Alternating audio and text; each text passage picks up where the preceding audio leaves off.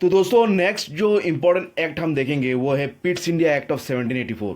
After regulating act of 1773 और amending act of 1781 सबसे important जो एक्ट आ जाता है ये पिट्स इंडिया एक्ट ऑफ 1784। तो यूपीएससी में इससे संबंधित बहुत सारे प्रश्न किए गए हैं और किए जाएंगे। बहुत ही इम्पोर्टेंट एक्ट है। तो चलिए देखते हैं क्या इसमें है। तो दोस्तों नेक्स्ट जो इम्पोर्टेंट एक्ट हम लोग देखेंगे वो है Pitt's India act of 1784। After regulating act of 1773 और अमेंडिंग एक्ट ऑफ 1781 ये सबसे इम्पोर्टेंट एक्ट हो जाता है जिससे बहुत सारे प्रश्न पूछे जाते हैं यूपीएससी में। तो ये इसका मेन फीचर्स क्या है वो देखते हैं। पहला जो इम्पोर्टेंट जो फीचर है इसका ये क्या एक form of dual government establish किया था जिससे कि मतलब जो ईस्ट इंडिया कंपनी है उसका कमर्शियल राजनीतिक और जो व्यावसायिक जो कार्यकलाप है उसमें एक डिफरेंस इसने निर्धारित कर दिया था। एक डिस्टिंग्विशमेंट ला दिया था ईस्ट इंडिया कंपनी का कार्यकलाप में, या इसका क्या कमर्शियल फंक्शन होगा और इसका पॉलिटिकल फंक्शंस का भी दायरा इसने निर्धारित कर दिया था। अभी तो दो तरफा इसने कर दिया, कमर्शियल और पॉलिटिकल फंक्शंस में east India company functions divide कर दिया। तो इसके लिए इसने क्या किया, कोर्ट ऑफ डायरेक्टर्स जो है ब्रिटिश गवर्नमेंट का उसको मतलब ईस्ट इंडिया कंपनी का कमर्शियल अफेयर्स की बागडोर संभालने के लिए बना दिया, court of directors to manage commercial affairs. उसके साथ साथ एक नया एक बोर्ड भी इसने गठित किया जिसका नाम है बोर्ड ऑफ कंट्रोल, जिससे क्या होगा जो राजनीतिक कार्यकलाप है ईस्ट इंडिया कंपनी का उसका देखरेख करेगा।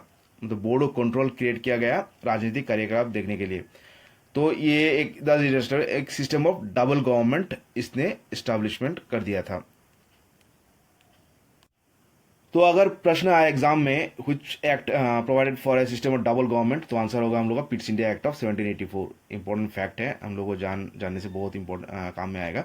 और तीसरा जो इंपॉर्टेंट फैक्ट है ये है, it empower the board of control to supervise and direct all operation civil and military government और revenues of the British policy in India.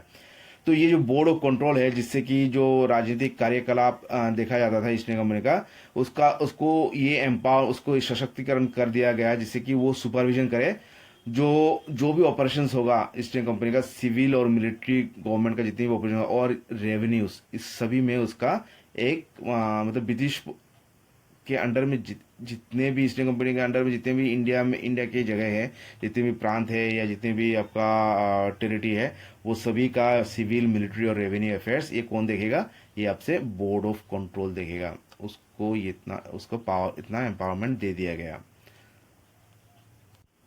तो अभी खैर तो मेनली इसका जो पिछले एक्ट का सिग्निफिकेंस या इसका महत्व कहाँ पे आता है, इसका दो कारण के लिए इसको सबसे इम्पोर्टेंट माना जाता है। पहले कि इसकी पहला एक एक्ट है जिसके बाद जितने भी आपका जो कंपनी का ईस्ट इंडिया कंपनी का जो टेरिटरी था भारत में उनको आपसे जाने लग गया ब्रिटिश पोजीशंस इन इंडिया। मतलब ये कंपनी का पोजीशन नहीं है बल्कि ब्रिटिश गवर्नमेंट का, यूके गवर्नमेंट का ये भारत में उसका पोजीशन है, उसका संपत्ति है। मतलब कंपनी का जो भी राजत्व था या जो भी उसका मतलब एरिया था वो ब्रिटिश का अंडर में हो गया, British directly government British government का अंडर में हो गया।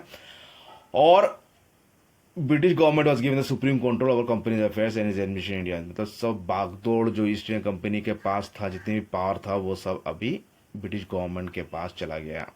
मतलब ईस्ट इंडिया कंपनी के पास अभी उसका व्यावसायिक पावर के बाद कुछ भी पावर, पॉलिटिकल पावर सभी ब्रिटिश गवर्नमेंट के अंडर में डायरेक्टली चला गया, और जिसके लिए उसने बोर्ड ऑफ कंट्रोल क्रिएट किया था। तो ये कुछ था इंपॉर्टेंट पॉइंट्स जो इस पिट्स इंडिया एक्ट ऑफ 1784 में आई थी या लाया गया था। तो नेक्स्ट हम लोग डिस्कस करेंगे एक्ट ऑफ 1786। Thank you.